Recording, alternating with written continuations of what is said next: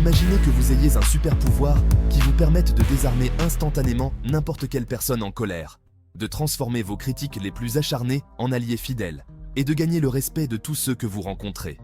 Ce super pouvoir existe, et il ne nécessite ni cape, ni formule magique. Il s'agit simplement d'éviter une chose que nous faisons tous, tous les jours, sans même y penser. Dale Carnegie, dans son livre légendaire « Comment se faire des amis », révèle ce secret qui a le pouvoir de révolutionner vos relations personnelles et professionnelles. En effet, il s'agit du premier principe « Ne critiquez pas et ne vous plaignez pas ». Ce conseil simple mais puissant peut transformer nos interactions quotidiennes. Ce principe repose sur le besoin universel d'importance, un besoin profondément ancré dans la nature humaine. Chaque individu aspire à se sentir valorisé et important. C'est un désir fondamental qui transcende les cultures et les âges. Lorsque ce besoin est reconnu, il favorise l'estime de soi et la confiance en soi. Les gens se sentent plus heureux et plus épanouis. A l'inverse, négliger ce besoin peut engendrer ressentiment et hostilité. Les relations peuvent se détériorer rapidement. Pour cultiver des relations significatives, il est primordial de respecter ce besoin inné d'importance. En reconnaissant et en valorisant les autres, nous construisons des liens plus forts et plus durables. La critique produit souvent l'effet inverse de celui escompté, engendrant ressentiment et attitude défensive. Prenez-moi à Al Capone. Malgré mes crimes, je me considérais comme un bienfaiteur de la société. Ce phénomène s'étend bien au-delà des criminels. Les membres de la famille de personnes reconnues coupables refusent souvent d'accepter la pleine mesure des actes de leurs proches. Le psychisme humain est passé maître dans l'art de rationaliser les comportements pour préserver l'estime de soi.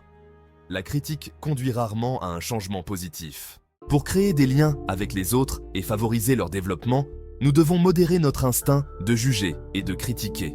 Imaginez un peu, le président Lincoln, frustré par ma performance à Gettysburg, a écrit une lettre cinglante. Cependant, Lincoln n'a jamais envoyé la lettre. Il a reconnu que réprimander Meade ne servirait à rien.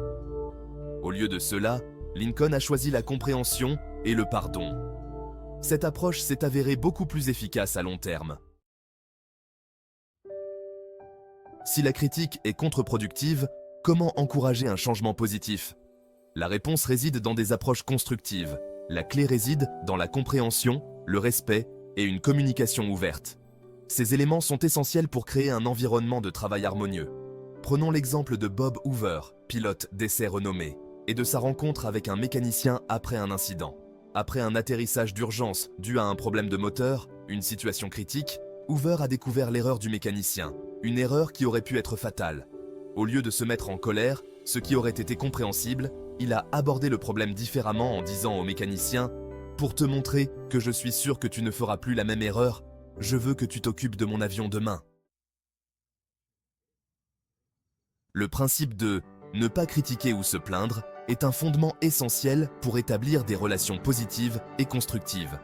Il consiste à reconnaître que la critique est rarement un catalyseur de changement positif et qu'elle peut souvent causer plus de tort que de bien.